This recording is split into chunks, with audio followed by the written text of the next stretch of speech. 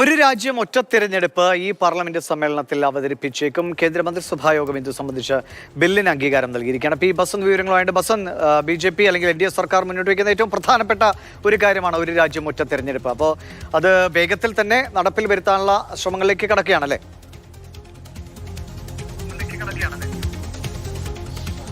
ദ്വിഷ ഇന്ന് ചേർന്ന കേന്ദ്ര മന്ത്രിസഭാ യോഗമാണ് ഒരു രാജ്യം ഒറ്റ തെരഞ്ഞെടുപ്പ് എന്നുള്ള ബില്ലിന് അംഗീകാരം നൽകിയിരിക്കുന്നത്.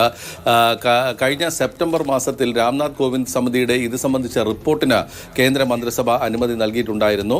ഇപ്പോൾ ഇതിനെ തുടർന്നുണ്ടാക്കിയ ബില്ലിനാണ് അംഗീകാരം നൽകിയിരിക്കുന്നത്. അതോടുകൂടി ഈ നടപ്പ് സമ്മേളനത്തിൽ തന്നെ ഈ ബില്ല് കൊണ്ടുവരാനുള്ള ഒരു സാധ്യതയാണ് ഇപ്പോൾ തെളിഞ്ഞിരിക്കുന്നത്. അതായത് 23-ന് സമ്മേളനം 22-ന് സമ്മേളനം അവസാനിക്കുന്നതിന് തൊട്ട് മുമ്പ് തന്നെ ഈ ബില്ല് അവതരിപ്പിക്കാനാണ് കേന്ദ്ര സർക്കാർ ശ്രമിക്കുന്നത്.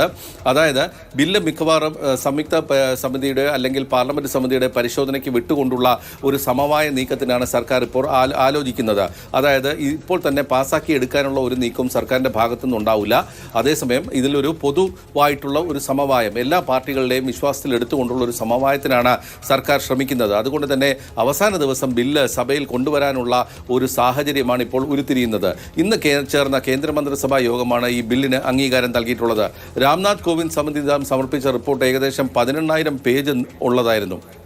അതായത് ഈ ബില്ല് അതായത് ഒരു രാജ്യം ഒറ്റ തെരഞ്ഞെടുപ്പ് നടപ്പാക്കുന്നതിന് വേണ്ടി ഭരണഘടനാ ഭേദഗതി ആവശ്യമാണ്, നിയമസഭകളുടെ അംഗീകാരം ആവശ്യമാണ്. അപ്പോൾ വിവിധ തലങ്ങളിലൂടെ കടന്നു പോകുന്ന ഒരു പ്രക്രിയ ആയതുകൊണ്ട് തന്നെ ഇത് ഇപ്പോൾ തന്നെ ആരംഭിക്കണം എന്നുള്ളതാണ് കേന്ദ്ര സർക്കാരിൻ്റെ നിലപാട്. ഇതിൻ്റെ അടിസ്ഥാനത്തിലാണ് ഇപ്പോൾ ഈ ബില്ലിന് രൂപം നൽകിയിരിക്കുന്നത്. സമിതിയുടെ റിപ്പോർട്ടിന് അനുസരിച്ച് കൊണ്ട് തന്നെയുള്ള ബില്ലാണ് ഇപ്പോൾ രൂപപ്പെടുത്തിയിരിക്കുന്നത്. കേന്ദ്രമന്ത്രിസഭ ഇന്ന് ചേർന്നിരുന്നു.